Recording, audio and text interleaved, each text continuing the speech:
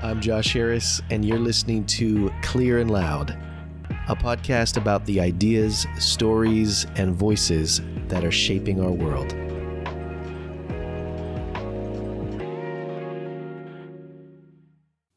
Josh, this is Nacya. I'm stuck in traffic. Is there a chance we can do 120? I'm pretty sure I can do one, but it's just to play it safe because I did left way sooner. I'm pretty sure I can do one, but just to be safe, could we do 120?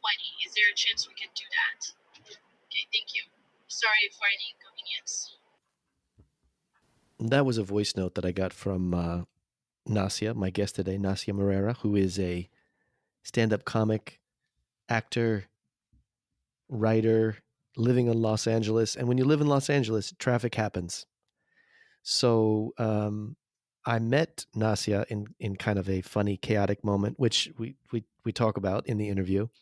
And today's interview is classic Nacya.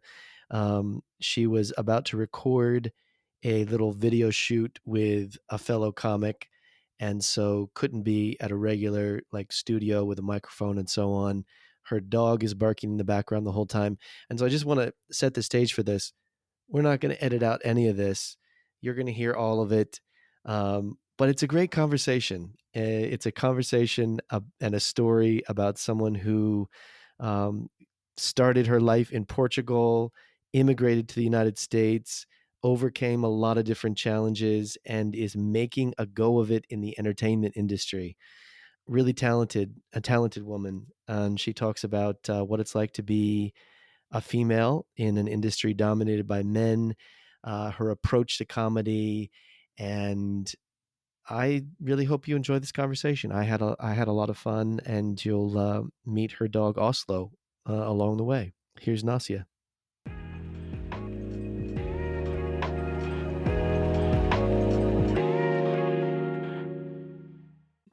Yeah? Okay. All right. Chaotic. Just like the way you met me. Remember how you met me? I do. Were you late? Were you late for the flight where we met each other? Yes, I was late for the flight because I had to run. I had a connection flight, and then I thought because I was so jet lagged, I thought I didn't have an side seating, Oh, and that's I right. come with all my bags, and I'm like, I'm sorry, I don't think I have a side seating yet. And then I dropped my phone, and you were right behind me, and then you sit right behind me, which is funny. That's and true. Yeah. I was gonna ask you. I was like, come here, honey. This is why I can't be a mother. Come here. What's your puppy's name? Oslo. Oslo. That's right. Okay. I was gonna pass you my phone because I was like, "Oh, this seems like such a nice person," and because we talked a little bit, and then I just threw my phone at you. And you just Remember? threw your phone at me, yeah. And you were like, "Here's my Instagram," and you threw your phone at me. And then Yeah. I realized. So the story is actually that I don't know, weeks before I was on a flight to Austin, but weeks before that flight, when I met you in line, I had seen this video of this podcast recording where this girl is talking about whale penises and how a whale penis is like mistaken for the Loch Ness monster or something. Yes. And it was just so weird. It was funny, but it was weird, the kind of thing you'd remember, like you would stand out to you. And so then you like throw your phone at me like, "Oh, we should follow each other on Instagram." And I look at your Instagram and I'm like, this is the girl that was talking about the whale penises. It was so random. Oh my goodness. Yeah. So that's how we met. And now you're on the podcast. I'm so honored to have you. I'm so happy to be here. I was thinking about you when I was driving here, and I was like, it's strange to me that I felt so connected to you right away because I'm usually very antisocial. I don't like to say that I don't like people because I do like people, but I tend to be very antisocial. But I just felt like you had such great energy, and I was like, you're so kind and you're so bubbly and you're so sweet and you're very calm. I tell this to my manager and she laughs at me. I'm like a storm in a teacup. Yeah. I'm like I'm all over the place. And so I really need people in my life that are very calm. And I feel like even though we have a long distance friendship, you always such a good person to me. So I really appreciate it. Oh, I Thank you. appreciate that. That's so kind of you. I was curious, when you set out to be a star, did you know how many podcast interviews you'd have to do as part of that job? No, I never really thought about it. I keep having people asking me to create my own podcast, but I don't I know. could see that. Yeah. I'm like, I speak too fast.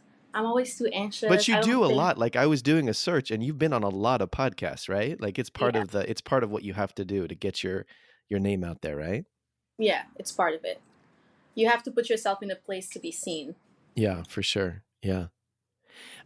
When you introduce yourself to people, how do you describe yourself? Because you're a stand-up comic, you're an actress, you produce your own shows, you write. Like, which of those is like the most important part of your like identity? Um, you mean when people ask me what do I do? Yeah, like, how do you think of yourself? Like, which of those things, or Um, do you say I'm all those things? yeah, I kind of felt when I first moved to LA to really pursue this, I kind of felt like pretentious by saying that I'm a comedian and an actress. Yeah. So I would just say that I'm an accountant. Are you serious? You wouldn't say that? No, but Because is it because in LA everybody's trying to make it in that field? yeah, I feel like everybody's trying to make it, and there was just I decided to change that. So I usually just say, "Oh, I'm an artist," and then they're like, "Oh, what type?" "Oh, I do stand up comedy, and I'm an Okay. actress." Yeah. Because I changed that when I first came here. Not when I first came here, like in the beginning, because I was seeing this apartment, and before I went to see the apartment to move to, I was in my car, and I had a little panic attack, and I was thinking, I think I told you this story before. I was thinking, I don't think this is. I think I'm delusional. Why would I think that I can make it in Mm, comedy? Like, this is not even my first language. Like, I think what got me until now was luck. Like, I got all this stuff because I was lucky and because I look different. Like, I'm spending all my savings on just being in the most expensive city in the world, mm, basically, away from yeah. my family and from my friends. Like, what am I doing? Like, if I'm supposed to be here, give me a sign. And I went in the apartment, and this lady asked me, "What do you do?" And I wasn't thinking. I was tired. I just said, "I'm a comedian." And she goes, "Oh, show me your Instagram." And I did, because I guess that's like a proof that I am Yeah, real. that's your real. Yeah. And she goes, "Oh," she was on the phone. She's like, "Are you available tomorrow to do the Kevin Hart radio at 1 p.m.?" And I was Are like, you yeah, serious? yeah. So I did. So I've been doing Quake's House, which is Earthquake, was a very famous comic here, radio show for Sirius XM at the Kevin Hart Studios, and I've been doing it every time, like at least once a month. I'm there, and I'm like, that's crazy. So from That's now on, I'm always amazing. gonna say that what I do, because you never know what you might That's true. be Yeah. opening your windows for, Do your you doors. believe in like signs from the universe and those kinds of things? I was very skeptical, but Mm-hmm. every time I ask for a sign, Mm. I get it. So to a point that I was like, okay, this was a coincidence, okay? Yeah. And then I went, and that night, that same day, I went and performed at the Laugh Factory, and the lineup was all comedy dinosaurs. And I'm like, how did I got here? Like, this is crazy. And I thought I was doing 10 minutes. And then the guy goes, "Oh, no, no, you're doing 20 minutes." And as soon as he says that, they said, "The next comedian is Nacya Marreiro." And I'm like, "What, 20 minutes?" And I'm like, I'm going to bump so bad in front of all these comedy icons. But it went really well. I don't know how, but it went really well. That was a good crowd too. And then I was like, maybe this was a coincidence too. And this is where it gets creepy, okay? As I was leaving, I'm at the red light, and I'm like, am I like delusional? Is this like all a coincidence? And I say, if I'm supposed to be here one more time, I'm like in my mind, I'm like, give me one more sign. And I look to the left, I'm not joking. There was a billboard that said, everything led you here. There was no publicity Oh of my gosh. anything. It was not promoting anything. And I never saw that billboard again. You literally got a sign. It was an actual sign. I know, right? Crazy. That's incredible. Yeah, I mean, let's talk about your backstory because you're talking about coming to the United States, going to LA, pursuing this dream, but you're originally from Portugal, and I'm just curious, like what was your life like growing up? So I grew up in a very strict household. Hmm. My parents are very misogynistic, and they don't see a problem with that because they're just, it's like if you would tell your great grandfather that women deserve to vote, and then he's like, no, they don't. It's like that. Okay. Like my parents, I would have to be doing all these tasks growing up, and my Mm. brother, because he was a man, he could be watching TV. So So very, very unfair and misogynistic. yeah, very misogynistic. So he so I it was kind of like overwhelming, and at the same time, now when I look back, Yeah. I kind of understand my family, my parents, because they always worked very, very hard their whole life. Hmm. Hey, come here. Come here. Let's be on TV together. On a podcast together. Oslo. Ozzy, come here. Um, so I kind of understand them. And then my mom was 42 and she got pregnant with me. And she thought she was on her menopause, but it was me. Ah, And okay. so now in her mind, it's like, oh, I'm going to have to work at least 18 more years for my life. Oh, And interesting. Yeah. so I kind of understand why she was upset, because they really are the type of people that they work so hard always. But you weren't And getting the message when you were growing up that women can have this kind of career and pursue these kinds of dreams and do all those kinds of things. Like where did you find that kind of inner, I don't know, so guidance I or think perseverance? I I always felt really strong about Mm, everything. yeah. And regarding my parents, like when they treated me unfairly like that, I feel like in the first years of my life, I was sad, and I felt kind of like this is not like, oh, poor me story. I'm grateful this happened because Mm, this prepared me for what's happening now in my life, yeah. where I just felt like unwanted and I felt like I didn't belong there. But Mm, at the same time, it was kind of like it started a fire for me, and it made me like very, it gave me my anxiety, but I feel like my anxiety helps me in life because I'm like, let's mm, get things done. I don't have time to be sad. I don't have time to be upset. These obstacles or whatever it is, like this is just a test. Like I can get over this. I don't have time to be worried about things. yeah. I'll find a way to make it happen. So that way, like my parents had helped me with that, even though they didn't mean to. But I They always gave you just the right amount of trauma. And I've heard just people say you need just the the right amount of trauma to be successful in life. the perfect amount of trauma. And I always knew I wanted to be an artist. I Hmm. really wanted to be an actress, but I thought this is not going to be for me. There's no way I'm going to be able to make this happen. But somehow I end up here. And I think that was mostly because of stand-up comedy. What's the culture of where you grew up in Portugal like? Like, is there a certain type of humor or even like the culture of your family that pointed you towards comedy, or are you just like this kind of black sheep that's totally different than the rest of your family? I'm 100% the black sheep. That's a fact. But Okay. so there's no stand-up comedy in Portugal. There is now, but it's kind of new, like from like 6, 7 years, maybe Really? 9. Okay. It's not something that it existed. So I watched my comedy just on YouTube videos like Laugh Factory and stuff, which is interesting because now I'm friends with those people I used to watch. So that makes me really happy. Incredible. Like you Um, used to watch Laugh Factory on YouTube and now you're actually hanging out with those people. I know it makes me happy. It makes me really That's really cool. grateful. But tell me about the moment. Like, was there a moment when you decided, okay, I'm going to go for this and pursue stand-up comedy, or was it Yeah. acting and then comedy was the pathway to that? Like, which came first? So When I was 18 years old, I moved to Norway and I was a flight attendant. And it was very difficult because culturally, everything was different. Like the way people act, the way people talk, the way people are very cold there. Everything was very expensive. And I Hmm. got really depressed. Yeah. And that's when I discovered comedy, was in a talent show. And yeah, and then I never stopped from there. But I So never really you thought, performed in the talent show in Norway? Is that what you're saying? yeah. Hmm.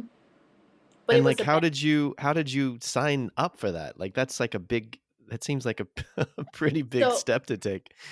so it was basically it was not basically it was a bet. I went for drinks with this girl and she goes, "Oh, this is a talent show. Did you know that?" And I was like, "What is that? What is that?" And she goes, "Well, it's a place where people, if you're a singer, then you can put your name down to sing. If you're a poet, you can do like, poetry, whatever it is. And why don't you go up there and you tell one of your funny stories?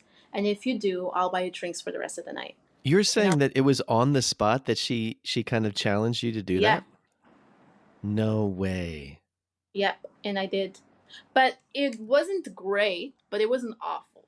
You know what I mean? What did you feel when you stepped off that stage? Like did you have this feeling like I loved that?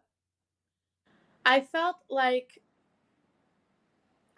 this is very strange because I had so many different jobs by the time I was 18, but for the first time I felt like I had a purpose. Wow. I felt really happy. I felt like alive. I felt like I was doing something right. Hmm.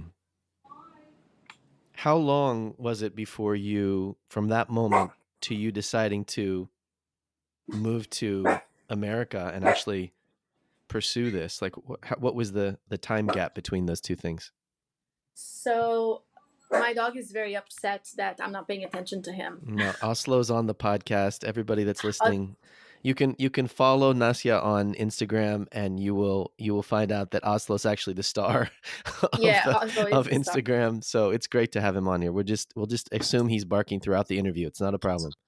Yeah, he's just giving his opinions. Exactly. What was your question again? Sorry. Well, my question is just when did you decide to move to the United States? Like So was that purposely to pursue comedy? You went to the United States or no, I actually never thought I was going to move to the United States. And when I first came here, I was going to leave again. At the time, I was engaged. oh, okay. And I came here just to meet his family, and we were going to get married, and then we were going to go back overseas. So, my, like, I love comedy, and I got an theatrical agent at the time, and I just thought, oh, I'm going to do more comedy in Europe, and I'll find a way to make it happen Hmm. because even when I was in Abu Dhabi, I was doing comedy. So um, I thought it was just going to be that.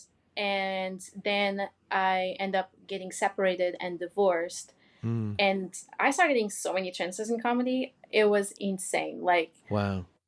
I started getting booked a lot. I started doing a lot of things. But I think it was also because I moved to LA and I really focused in it. Yeah. I made this one. I was like, what can I do? Who can I talk with? Where am I going to go?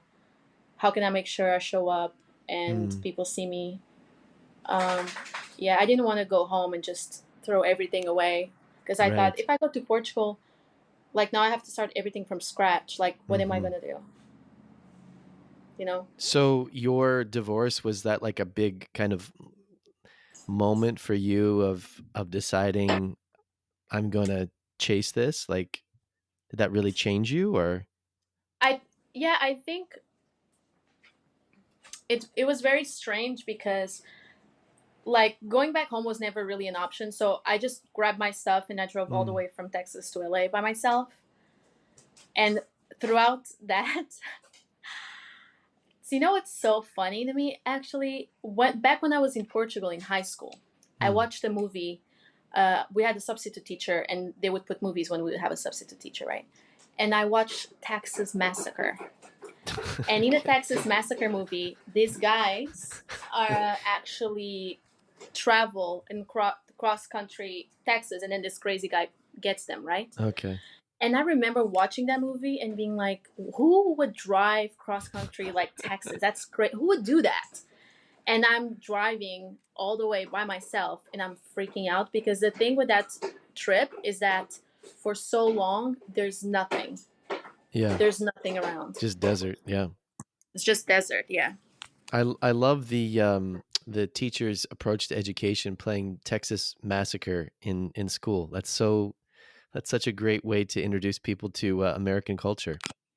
Look, you know what's insane? Now that I look back, I'm pretty sure at least 60% of my teachers were all clinical depressed. Oh my gosh. No. Like the things they would It's say so and do sad. was crazy. No, it's like, so that's the thing with Portuguese people is that they are so funny, but they don't know they're funny. What do you think of all the Americans that are going to Portugal to like work remotely? Because it seems like it's I the don't hot like it. place. Everybody's going to Lisbon. I don't like it. Is it I don't messing like up it. your country a bit? Yeah, it's messing it up a lot because it's happening. To be fair, it's not their fault. It's the government's fault. It's not Because Americans' they fault. made it so easy for people to come and start working there, and then like jacked up the rent and all those kinds of things happened, right? So yeah, so what's happening is that the locals cannot afford the rent Right. because of those situations. Like I went to Portugal in September. Like the minimum wage in Portugal is like I think it's $800 now a month, and I paid $2,000 for 2 weeks in a house, Oh and it was wow. not a nice house. And it's that expensive because of all the foreigners that are coming in to work remotely. No, it's expensive because the government made it that way. It's not the Oh, foreigners' interesting. problem. But it also like if you go to a country and things are cheap, don't be like, oh my god, I had all this food like so cheap. Just Yeah. don't say anything because then people don't know about it. You know, like they won't be raising their They prices. won't be raising their prices. That's right. Yeah, just say this was delicious, leave a fat tip, and that's it. You know. What what's your impression of Americans? Um, I love I so it's different in every state. That's I true. like Americans. I like New Yorkers because they're very aggressive and full of energy like me. So I don't see that as being intimidating. I actually find it genuine. I like that. Mm-hmm. I like Californians as well. I thought because Texans talk not very positive about Californians, but since I got here, everyone treat me nice, and I like everybody. So I haven't had any problems or anything. So I Do think well, Americans know anything about Portugal? no, they think we are in Latin America Okay, so people think that you're like a Latina most of the time. or that we speak Spanish. Okay, yeah. Yeah. Yeah. Um, I think let's say this. I definitely see a big difference, but that's with any culture Mm-hmm. of Americans who travel and Americans who don't. People who have, I mean, that's true probably of any place, right? If you're not exposed Exactly. to the broader world and different ways of thinking. Yeah. Yeah. Yeah, that makes Um, sense. but it's funny because you can find Americans like I said, I prefer the New Yorker style because they're very honest and straightforward. Mm-hmm. While I was in Texas, people are very passive aggressive, and I didn't know that was a thing, and I didn't Okay. understood.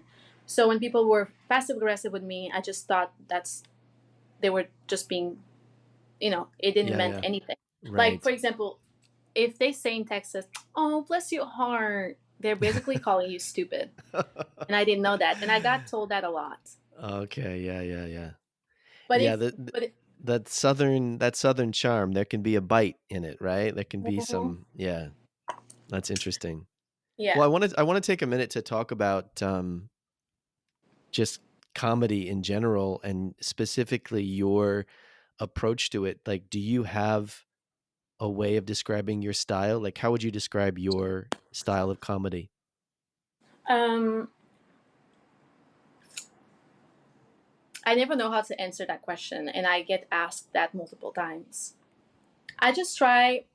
Um, I basically just try to be myself. I'm trying to transition to storytelling because Hmm. I believe that like my goal in comedy is to inspire people and help people that came from places that were not as um, happy as mine, and they were made to believe they wouldn't have many opportunities in life because they come from, and I want to like basically tell people my stories and my ups and downs, and like you can still follow your dreams. Not everything is about money. It's about just being a fighter and go get it. Just go get it. So I'm basically transitioning my comedy to being able to like laugh at my pain, but also take something from it when you leave. Is that hard to transition your, I don't know, your set or whatever, or do you just like, do you find ways to practice it, or what's that look like? So most of my comedy, it's like things that, not most, like all of it is things that actually happen. Mm-hmm. Um, but they just like come to me and then I just write it down. But regarding my story, it's a bit different because it was not pretty. So I have to find a way to make it funny without having people feeling sorry for me. So I'm working on that right now because No, so I'm so curious because I feel like, I mean, I follow you on Instagram and I watch the stuff you're doing. What part of your story are you talking about when you say it's not pretty and so on? What do okay, I you? can I can I can put it by like steps. So I grew up in a very strict household. My parents were very abusive to me, verbally and physically. And then I left home when I was 18. I went to Lisbon to finish school and work at the same time. My house was robbed. Then I got a job as a flight attendant. I moved to Norway. It was very, very tough. Like I slept on the floor. I didn't have money to eat. So that job was not what I expected it. So I quit that job and I became a waitress in an American diner. And I was so broke. I would eat people's leftovers, Oh my goodness. but only the attractive ones because I'm superficial. And and because then because hot people don't have diseases. That's the yeah, that's hot the people don't that's the have principle. diseases. Yeah. Exactly. I'm like, you're too pretty to have anything wrong with you, Exactly. So let me have that. And then I was like really desperate to get out of Norway because I'm like, this is, so, in Norway it's 6 months of the year it's dark, it's Oh, winter, super and then there's like, depressing. Yeah. yeah, so it's very depressing. And I thought I was white until I moved to Norway, and then people are like, they were very racist with me. I think I had maybe one or two really good Norwegian friends on the 3 years I was there. And I remember one time I had this person that I worked with that was really mean to me, and that he used to bully me all the time. But I kind of like just brush it off. And this client that was like a famous person, but I didn't know because it was just like a local famous person, a musician, saw him shouting at me, and he was so mad. He was like, "If anybody else treats you like that, you tell me, and I'll get them fired." And I was like, "No, no, no, it's okay, everything's fine." And then I went to the bathroom and I started crying. I was like, and then I left the bathroom and I was like happy again. I was like, everything is fine. And after that, I was like, I need to find a way to get out of here. This is not for me. Wow. So I It's almost applied. like it took that guy seeing how wrong that was for you to realize how wrong it was. Is that what it was? Yeah, because I feel like because of the way I was raised, I didn't realize. I thought that when something bad happened or somebody treated me bad, I deserved it. Okay. So I thought like I did something that pissed them off, or maybe I'm lazy, or maybe I'm this, like I deserve it. So I applied to be a flight attendant in Abu Dhabi because now I'm 21, and it was for this company called Etihad, and there was 500 people in the open day, and only 10 passed, and I was one of them. I was like, I'm gonna get this job no matter what happened. Yeah, so I passed like the written exam, I passed like all the interviews, and yeah, so then I took advantage of that because I was traveling and making some money, not great, but enough. Yeah. And I could take advantage of the fact that I was traveling to do comedy. So you would go into cities as you'd like doing a layover or whatever, and you would go and pick up a stand up Yeah. show. Yes. Wow. So I saw one of your sets, and you were very funny. I really Thank enjoyed you. it. You did talk about your marriage briefly, marrying some guy from Arkansas, Mm-hmm. and you don't have to talk about this if you don't want to, but I was just curious, like, it was pretty like funny in a critical way of of people in Arkansas and your ex-husband in particular. Like, how do you how does that work when your story involves somebody else, and or how do you talk about an ex? Like, did that end really badly, which is why you joke about it in that way, or what's that look like? So actually, he saw all those shows that I made about him. We were still together. Oh, okay. So he So gave you the sign off before you, yeah. yeah, yeah, yeah, Yeah, okay, that's of great. That's course. great. But I just it didn't end badly. It didn't end great. I think Mm, we just tried to be rational, and we both wanted to be over with it. And I think we realized that no matter how much we try, we're just not right yeah, for each other. not the right fit, yeah. Yeah. So even though we were together for so long, I felt like I lost a lot of myself, Mm, and I felt like he lost a lot of himself too, because I don't think I don't think he I don't think he's the type of person who is in relationships, mm, and I think he agrees with that. So interesting. yeah, Okay, totally switching gears. You know that I like do marketing and branding and messaging. That's part of the work that I do. I'm curious how you think about this for your career, because obviously your career is acting and comedy and so on, but then there's this whole other side of it where you have to like promote yourself and be present on social media, and you're constantly putting stuff on Instagram and those yeah. kinds of things.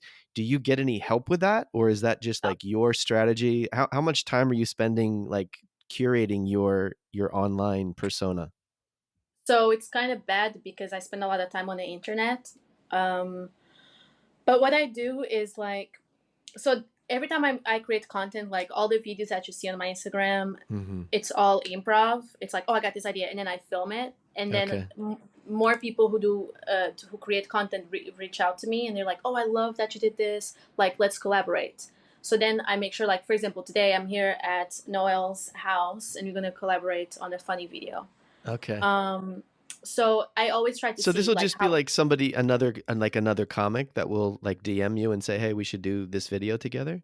Yeah. So I try to do like what, like I said, I try to see where can I put myself in order to be seen, and like shows. How can Mm-hmm. I like shows, creating content? I try to find ideas to film. I try to collaborate with other comedians. I try to write uh, new jokes every day. I try to, even if I'm not performing, I try to come and support other comics and watch their sets, and this way get to know them too. Mm-hmm. I Did you know how? Have you heard about how Matthew McConaughey got his start in comedy, in acting? No. So I've said a couple times in this podcast, you have to put yourself in a way to be found, and that's Yeah. from his book, and Mm. that just like spoke to me. So basically, he was hanging out in a bar, and he met a director that gave him a chance and put him in his movie. So it's like you can be really talented, but if no one knows about you, Right. how are you gonna get work, It's like that right? story where you shared that you did stand-up comedy and that lady had a connection and immediately, Yeah. yeah, yeah. Exactly. So I'm not good in marketing. I don't really have a strategy. Mm-hmm. I'm just doing the best I can with what I got. So I think about it like, what else can I do? And I Right. just do. I really don't know what I'm doing, to be honest. Well, you're doing a great job. I mean, you have a huge following on Yeah. Instagram, and I saw that you in your stories today that you were doing a collaboration with King Bach, who's like Oh he yeah. got his start on Vine. He's got like 25 million followers. The, so how does that work? Like you've done a couple of different like little sketches with him. Will he have an idea and just call you up and say, "Hey, Nacya, will you come and be a part of this?" Or like how do those things end up happening? I think he found me on Instagram, and then he came to a few shows, and he was like, "Hey, you're actually funny. I have the script. Do you wanna? You're actually funny." Yeah, because people, I feel like people don't assume, like they're like, she's funny, and I get it. It's okay. I don't look like I would be funny, so I get it. Well, so But we're on a podcast, and people who are listening, don't know what you look like. What do you look like? How do you describe? How would you describe what you look like if you were on the show Love Is Blind, and someone on the other side of the wall was like, "What do you look like?" How would you describe yourself? I look like the Walmart version of Sofia Vergara. I think that's a good. I think that's a good comparison. I don't. I don't. I would take the I would take the Walmart out. I Yeah, would say the Target version. It's you're the yeah, Target yeah. version. Okay, thank you for the upgrade. Um, no, So I that's a just curious thing because I have heard you talk about this. That obviously beauty standards, they're all over the place, but you are kind of, according to whatever beauty standard, people would consider you pretty, thank and you. that can actually be a double-edged sword in Yeah, comedy. Like, you know, I've heard you say basically that kind of people judge you, or they think, oh, she's not really funny, she's just pretty. yeah. Like, what do you encounter when it comes to appearances? So imagine if you're watching, if you don't know anything about comedy, okay, and you don't know who I am, and you don't Hmm. know any comedians at all, and you see Bobby Lee coming on stage, it's already funny. He hasn't said a word, but it's already funny, right? Now, who's If you who's see, Bobby Lee? What does Bobby Lee look like? okay, not attractive at all. He just looks funny looking. Okay. Let's see No, what it's other. true. There are certain people that they just like, even just physically, they make you laugh. Yeah, Yeah, yeah, right. and and then there's me, and I have my hair done, and I have my makeup sharp, and then it's just like, is she funny? Is she Interesting. funny? Like Yeah. I think it's harder. It Hmm. it is harder, and I feel like when there's male comics, um, I feel like everybody loves men, like men love men and women love men, and women hate women, and men low-key hate women. I feel like it's so much harder Oh, because that's so funny, and that's so true. Yeah. I love seeing funny, gorgeous man and funny, gorgeous woman, because I'm like, oh my god, I'm laughing, and I just love the way her makeup is, and I just love the way like she takes care of herself. Like for me, that's a plus, plus, plus, plus. Like Yeah, yeah. I love that, but I feel like it can be distracting for a lot of people, and I get a lot of comments in my DMs regarding that. It's like, oh, I'm coming to see your show. You don't even need to talk. It's like, are you Yeah. stupid? Like, do you Yeah, think that's a it's compliment annoying. to me? Right. But But it is an interesting dynamic. I mean, you even have a bit about this in one of your shows where you're like, you say to the guys, it's okay if you're here with your girlfriend, it's okay to laugh. Like, oh yeah. there is that dynamic of like female jealousy that maybe you encounter in a way that I don't think guys have that quite the same reaction. I believe that there's that dynamic, and I don't think it's women's fault. I Mm, think it's society's fault, because if you think about this very well, and I was thinking, because it's like, can you imagine if all women support one another mm, all the time, like men do? There would We would literally run the world, and it's like there's so many companies that profit of our insecurities, mm. our, like, hey, now it's cool to have a skinny butt, but now it's cool to have a big butt, and now it's cool to have a six-pack, but now it's cool to be skinny and kind of look anorexic. So there's Yeah. all these products and things that you have to buy. There's always something for you to update yourself. There's always something that is telling you you're not good enough, you're not pretty enough. Hmm. And I feel like with men, as they age, like that's a sexy thing. But for women, it's like, oh, she's just like Yeah, there's already definitely old. double standard. Yeah. Yeah.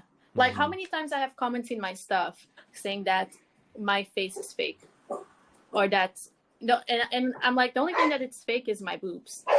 That's it. And then I find myself explaining myself. I don't even have to explain myself, but That's there's true. all these things around appearances for no reason. Hmm. No, it's So true. it's That's just, a huge. I'm just fascinated by the idea of like how appearances shape like the energy of a room, and how mm-hmm. you as a comic have to decide, do you lean into that? Do you talk about it? Like, even referencing your boobs, it's like you choose to use that as part of your comedy. And is Yeah. that because people are thinking about that, so you just like, you're going to say it first, you're going to kind of catch them off guard? Like, how do you think about working that into your show? I feel like it's easier. It's easier for people to feel comfortable if I do like self-deprecation jokes. Yeah. That makes sense. So it's kind of like overwhelming. I'm sorry about all the chaos, by the way. That's great. I feel like every time I'm with you, there's a lot of chaos around. Every time you see me, so this is how you know me. No, it's great. It's totally great. This is real life. I feel like this is great because it's like, you're in Hollywood, you're in LA, there's all this glamour, and we're getting a little bit of the behind the scenes. The real world is there's a dog barking in the background and you're stuck in LA traffic and all that good stuff. This is very LA, isn't it? So true. I'm wondering, when it comes to, we're talking about comedy being really dominated by men and the double standard that can be there and so on. Have you ever felt like you had to adjust your comedic style or persona to fit into that? Like, do you feel at times, okay, that's not really me, but I'm having to do this because of this expectation? It's just, Oslo, come here, honey. It's just like harder. It depends of the crowds because comedy is very subjective.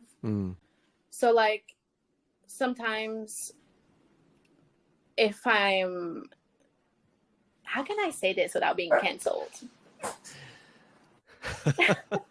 Like my material works very well in Latin crowds because they can relate with me a lot.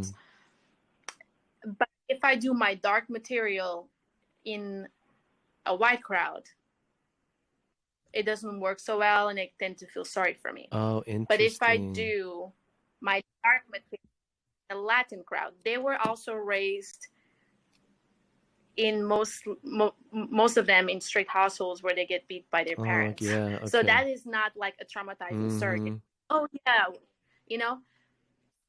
But if I do, but that is not something like I really want to develop and talk about. I just do it to be accepted at that point. So I'm working on having a more universal comedy, but at the same time, I feel like all comedians have their niche. Yeah. And things that make sense to them. So if my story is more relatable to Latin people, then there's no reason for me to really change it. There's like, I cannot force myself to not be myself, right. But I do want to have more universal type of material. Right. It's so fascinating because, comedy is this moment where we don't really have too many of these moments in culture today. I don't feel like where you have an audience and they are interacting with you and your life and your background, which might be very different than theirs. Yeah. And so it's an interesting moment to decide, like, do I make them feel more comfortable by adjusting what I'm doing, and just how like issues of race get involved in that. I just think that's really, really interesting. Like even like different audiences will react to your story differently based on their experience. Yeah, their experience. To be honest, I'm kind of like bipolar when it comes to comedy. So like sometimes I'm like, I watch a crowd, I see what they laugh, I see how they behave, I see what type of crowd it is, and then I adjust. Other times I'm like, listen, I'm gonna do what I want to do, and if it goes well, great. If it doesn't, I will learn something from it. I just sometimes get very like impatient with it, and as you can tell from all this chaos, this is me all the time. This is just me. So will you go to a show and be watching the other comics before you and get a read on the audience? Yeah, of course. Oh, interesting. And that will actually, in some cases, give you like insight to say, okay, I'm going to do this joke differently or different jokes altogether based on the audience? Yeah. So for example, yesterday I did a small room that it's called the Lab Room at the Hollywood Improv. And what I've noticed, like, comedians were doing their material and it was just not working, but that it doesn't mean that that material is bad. It just means that people they didn't want to listen, which is strange. So sometimes you have to get their attention by doing crowd work, by just addressing them and talk about it and how awkward things are. and how everybody's tied up, and like just improvise in front of them. So you're like, oh, she is funny. She's doing this on Oh, the spot. interesting. Yeah. Yeah, because sometimes I feel like, and I was being guilty of that, where I'm just like, well, I have this material, it worked before, so I'm going to do it now again. But sometimes you just have to be present. Yeah. I mean, I feel like that applies to so many different settings. I mean, obviously, any kind of public speaking. I used to do a lot of public speaking. I was a pastor for a long time. And That if you're, explains a lot. That's why you're so patient. That explains a lot. no, but if you don't have the ability to read the energy of, in that case, a congregation or an audience or Mhm. whatever, um, and you don't know how to adjust to be able to engage them, you're just going to be talking past them. Yeah, So it's just going to be, yeah, and it's going to be awkward, and everybody, it just makes it worse. how Because many how many shows a week are you doing? Like, what's a typical week look like for you? to be very honest with you, it really depends a lot, because in New York, I could go on stage 3, 4 times a night if I wanted to, and I could actually pay my rent with just that.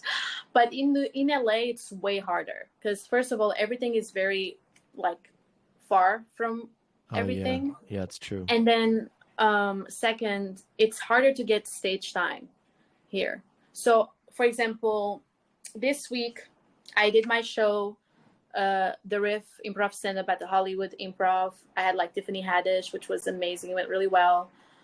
Then I did another spot yesterday at the Hollywood Improv again. Tonight I'm doing Don't Tell Comedy in Los Feliz.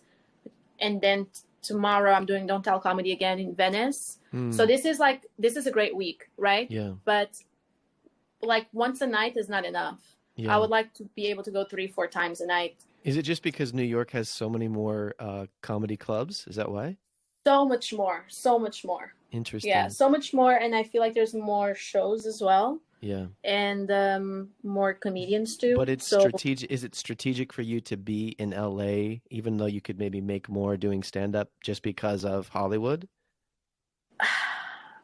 I don't know if I don't know if I made the right choice yet. But Hmm. the truth is, I couldn't stand the winter in Norway, in In New New York York, because City. it Yeah. reminds me Norway. Hmm. And the thing is, like, New York is expensive, but the quality of life is low, unless you're like really rich. And Right, at right. least in LA, yes, it's expensive, but I can have at least a okay space. While in Okay. New York, I would have a bedroom with a Right, toilet in a right. closet. Interesting. Tell me about this show, The Riff. You created this, is that right? Like you came up with this concept? What is it? So yes and no. So this was already existed. It's an improv concept. Hmm. So I was a big fan of Comedy Without a Net. And Comedy Without a Net is a show that they have like a big TV screen, and they just write random sentences and words in the TV screen, and then the comedians come up and they have to riff on it.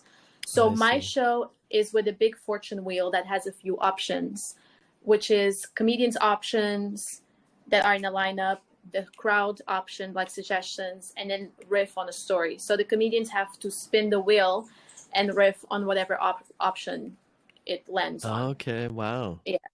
And what does it look like for you to like produce something like that? Are you having to like rent the space and then line up the comics that will come? Like Yeah, what does I that do all mean of for you? that. Wow. It's awful and it's a nightmare, but I have to do it. So basically, I I Do used to mo have this do show. most like do most comedians do that kind of thing where they're producing their own shows? Like you do this show where you've got Tiffany Haddish there. Like that's a big deal. Like how did you So I did a show with her, and then randomly I saw her on 4th of July in traffic, yeah. and I stopped my car, pulled it over, because of course, why wouldn't I make the traffic worse? And I got I got her phone number, and I invited her to do the show. She said yes, so that was great. Um, I think some comics do produce their shows. Yeah. I used to have this show in Texas, and I had it in New York City, in Manhattan, and now I have it in LA. So I do everything regarding the show. I produce, I book people, I organize it, I buy all the props and the things that we need, and then I host it. Wow. That's It's a fun. lot. It is. And you've had Exhausting. you've had some like big name people come to the show. Like I've heard Joe Rogan talking about Yeah. your show. Yeah, Joe Rogan came to the show in Texas. It was awesome. Amazing. What what was the experience like being in this movie, Moving Valentine? What which is on Well, it's like it's on Prime, right? People can watch this movie on Prime Video. yes. So I won't do it again. It was I've learned a lot because I thought I could memorize like 3 pages a day, and I was Mm. able to do that. So I'm very grateful.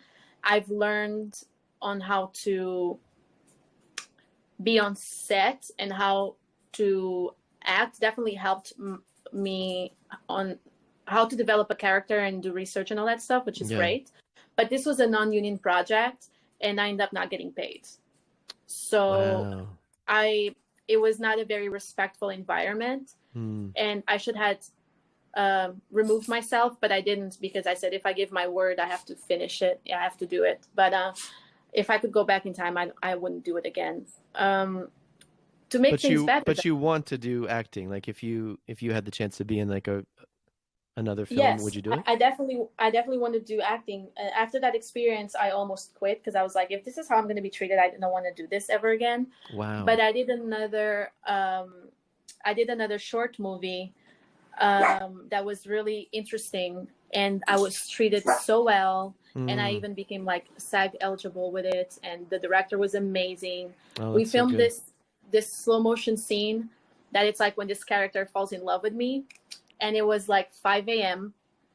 and the director goes, Nacya, we're gonna do this slow motion scene of you, okay? I'm gonna send everybody for lunch, like all the actors, all the extras, background, everybody, so you can do this scene, and it's just me, you, and the team, and the sound and cameras. And I said, oh, okay, thank you so much. Like he really cared about how I felt and to make me feel good about myself. Yeah. And then oh, hold on. Oh, come here. Sorry, this is like, don't No, you this is love great. me? Aren't you I so think this is grateful that you did this fantastic. with me? We're gonna leave all this in. We're not gonna edit You're any gonna of leave. this out. You're not gonna edit anything? Okay, good. Oslo, I might use Oslo's picture on the podcast episode. I think you should. I think you should. Clearly, he is like a star. That's And good. No, actually, he's that a would be star really person. funny because then everyone will be like, "What does she look like?" And they'll have to go find you online and boost your Right? Google There you ratings. go. Where were we? What were we talking Well, we were about? just talking about your whole experience with film and this Oh, this scene that you yeah. shot where everybody cleared out. Yeah, so he was amazing. He really cared about how I felt. His wife was there, was amazing to me as well. Like the entire team, I felt like a superstar. And we start shooting our scene, and guess what? Everybody came from their lunchtime, and they were with their phones shooting my slow motion scene after being up since 8 p.m. Oh my gosh. Yeah, but I had a great experience. It was great. And what's the name of that project? It's a short film? Yeah, it's a short film called Down Way to Mexico, and it actually won a award of Best Indie Comedy. Incredible. Okay. Yeah. What does making it and success look like for you? Like what's your I think being able to do a podcast without being interrupted by my dog sounds like a good idea. And I think success would be for me being able to provide without worries to my family and my friends, being able to provide for like generations to come, but not to just make it about money, to feel like I did what I wanted to do in my life, and I have no regrets. I love it. Well, for everybody that's listening, follow Nacya on Instagram. If you're ever in LA, look her up, go see one of her shows, tell your friends, give this amazing human a boost. And I do think I will brag about having done a podcast interview with you in the years to come. People will be like, no way. And I'll be like, yeah, it was before she was really big. It was before she was a huge star. I think you're gonna be like, back in the day, that dog kept interrupting her, and she was kind of crazy. You could see she had a lot going on. It was insane, but it was good insane. It was good Yeah. crazy. I really Well, appreciate you for your patience. You're amazing. Thank well, you. I love this conversation, and I really am excited to see you just continue to chase your dreams. I feel like things will only get better, and I'm glad you're in LA. I'm glad you're running after this, and can't wait to see how the journey unfolds. Thank you. I appreciate that. Look, I just wanted to have Oslo apologize. Oslo. We forgive you. You were the cutest little. What is he? A mini Doberman? He's a mini Okay. Doberman, yeah, and he's not fixed, so he has a lot of Oh attitudes. wow. He thinks he's like he Okay. thinks he's like my Yeah, protector. he's got a lot going on Yeah, sexually. yeah, he's sexually frustrated, just like his mom.